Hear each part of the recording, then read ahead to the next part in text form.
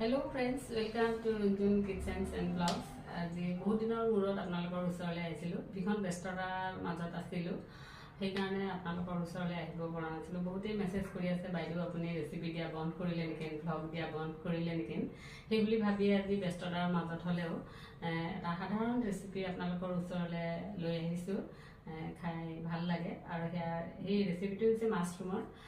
Generally আমি mushroom বিভিন্ন ষ্টাইলত বনাই খাওঁ, কিন্তু কেতিয়াবা এনেকুৱা হয় যে ঘৰত একো বিশেষ ইনগ্ৰিডিয়েণ্টছ নাথাকে কিন্তু মাছৰুমখিনি আছে, তেতিয়া আমি কেনেকৈ বনাব লাগিব সেই টিপছটোকে আপোনালোকক মই আজি দেখুৱাবলৈ লৈছোঁ। বলকচোন মই ভিডিঅ'টোৰ মাজলৈ আপোনালোকক লৈ গৈছোঁ। আশা কৰোঁ আপোনালোক তাতে চাই ভাল পাব। এয়া মই অকণমান মাছৰুম লৈছোঁ আৰু মাছৰুম বিভিন্ন প্ৰকাৰৰ থাকে, কিন্তু মই আজি ৱেষ্টাৰ মাছৰুমটো বনাবলৈ লৈছোঁ। এই মাছৰুমখিনি মই মোটা পাৰ্টখিনি দিয়া নাই, কিছুমানে খায় কিন্তু মই নাখাওঁ। মিহি মিহিকৈ মই কাটি লৈছোঁ, এনেকৈ কাটি লৈছোঁ, আপোনালোকে এনেকৈ কাটি ল'ব। আৰু বিশেষ ইনগ্ৰিডিয়েণ্টছ নাই বুলি আপোনালোকক মই কৈছোঁ। বিলাহী আছিলে, বিলাহী ল'লোঁ এটা আৰু এফাল লৈছোঁ, আৰু এয়া পিঁয়াজ লৈছোঁ। পিঁয়াজ খালি অকণমান আপুনি সৰহকৈ দিব, তেতিয়া খাই বেছি ভাল লাগে। আৰু জলকীয়া এটা লৈছোঁ, যিহেতু মই জলকীয়া কমেই খাওঁ আপোনালোক সকলোৱে জানে। আৰু এয়া আদা নহৰু লৈছোঁ আৰু অকণমান খালি মছলা থাকিব, বাকী বিশেষ একো নাই। আৰু বনাই গৈ থাকোঁতে মই সেইখিনি আপোনালোকক কৈ গৈ থাকিম। এইয়া মই গেছত পেন এখন বহাই দিছোঁ। এতিয়া মই ইয়াতে মাষ্টাৰ্ড অইল দিম। জেনেৰেলি মই মাষ্টাৰ্ড অইলেই বেছিকৈ ইউজ কৰোঁ। মই ৰিফাইনটো একেবাৰেই নাখাওঁ বুলি ক'লেও ভুল নহয়। মাষ্টাৰ্ড অইলেই ভাল হয় বস্তুটো। বহুত বেছিও নিদিব, এটা জোখত দিব। এতিয়া তেলখিনি অকণমান গৰম হোৱালৈকে মই ৱেইট কৰিছোঁ।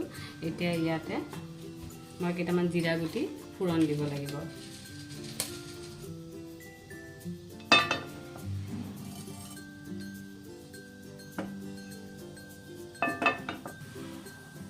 এয়া জিৰা গুটিকেইটা ভজা ভজা হৈ গ'ল। এতিয়া মই ইয়াতে পিঁয়াজখিনি দি দিম। পিঁয়াজখিনি অকণমান ৰঙচুৱাকৈ ভাজিব লাগিব। এয়া পিঁয়াজখিনি অলপ ভজা ভজা হৈ গৈছে আৰু ফ্লেমটো অকণমান কমাই দিব। আৰু পিঁয়াজখিনি আপোনালোকে এনেকুৱা ষ্টাইলত কাটিব, এনেকুৱা অলপমান ডাঙৰ ডাঙৰকৈ কাটিব। এতিয়া মই আদা নহৰুখিনি দি দিম, জলকীয়াকেইটাও দি দিম।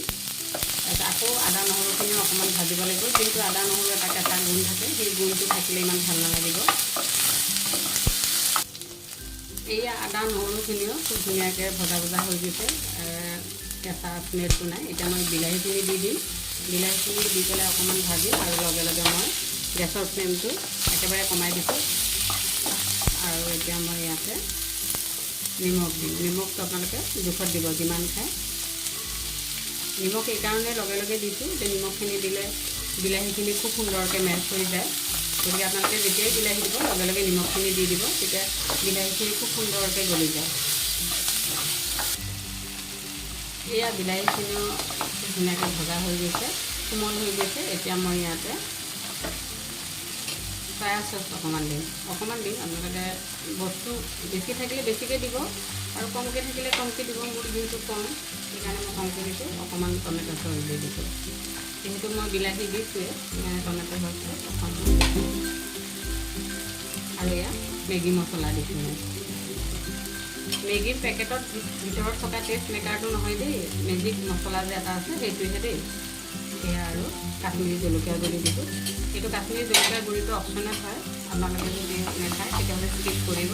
মই অকণমান কালাৰৰ বাবে দিছোঁ। সেইখিনি হ'লেই আৰু ৰেচিপিটো বিশেষ নাই আৰু। এতিয়া মই মাছৰুমখিনি আপোনাৰ মিক্স কৰি দিম।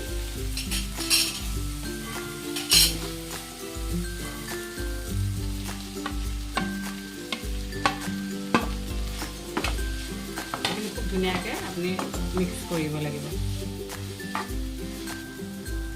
এয়া মাছৰুমখিনি দিয়াৰ পিছত এনেকুৱা হ'ল, খুব ধুনীয়াকৈ আপুনি মিক্স কৰি দিব মছলাখিনিৰ সৈতে। এতিয়া মই ইয়াতে অকণমান ফ্লেমটো বঢ়াই দিছোঁ। ফ্লেমটো আপোনালোকে বঢ়োৱা কমোৱাৰ ভিতৰতে এই ৰেচিপিটো বনাব লাগিব। এতিয়া মই অকণমান বঢ়াই দিছোঁ। এতিয়া মই ইয়াতে অকণমান জালুকৰ গুড়ি ছটিয়াই দিছোঁ। জালুকৰ গুড়িখিনি দিলে অকণ জ্বলা ভাৱটো আহিব যে মুখত লাগিব, খুব ধুনীয়া লাগিব। এতিয়া অকণমান মই 3-4 মিনিটৰ কাৰণে আকৌ ফ্লেমটো ল' কৰি পেলাই মই অকণমান ঢাকি দিম।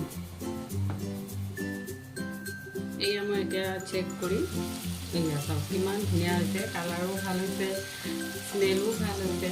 খাবলৈতো আৰু ভালেই হ'ব। গতিকে ফ্ৰেণ্ডছ, আপোনালোকেও এনেদৰে বনাই খাবচোন আৰু খাই কেনেকুৱা পালে আপোনালোকৰ অনুভৱ কোনজন কিটচেনৰ লগত শ্বেয়াৰ কৰিবলৈ নাপাহৰিব। এতিয়া মই অলমষ্ট হৈয়ে গৈছে, নমাই দিম। গতিকে আপোনালোকে কেতিয়াবা গেষ্ট আহিলেও এনেকৈ বনাই দিব পাৰিব যে ফ্ৰিজত মাছৰুম আছে কিন্তু ইনগ্ৰিডিয়েণ্টছ একো নাই। জেনেৰেলিটো আমাৰ পিঁয়াজ থাকেই, বিলাহী থাকে, আৰু বিলাহী যদি নাথাকে তেতিয়া আপুনি টমেটো চচেৰেও বনাব পাৰিব, তেতিয়াও খাই ভাল লাগিব। এতিয়া মই নমাই দিম।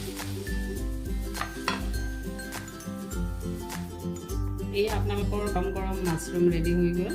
গতিকে আজিলৈ আহিছোঁ, পুনৰ লগ পাম আকৌ এটা নতুন ৰেচিপিৰ সৈতে। ধন্যবাদ।